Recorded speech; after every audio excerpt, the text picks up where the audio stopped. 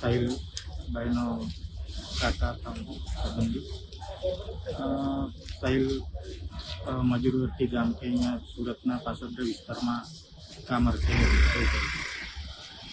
ગઈકાલે સાંજે એ કામ પરથી રજા પડી અને પછી એને તબિયત બરાબર ના લાગતા એ બાઇક લઈને એના મિત્રો જોડે મેડિકલમાં દવા લેવા માટે નીકળ્યો અને પાસોદરા નજીકથી પસાર થતા BRTS રૂટમાં કોઈ અજાણ્યા રાહદારી અચાનક આવી જતા બાઇક સાથે ભટકાતા અકસ્માત થયેલ છે અને મૃત્યુ થયું.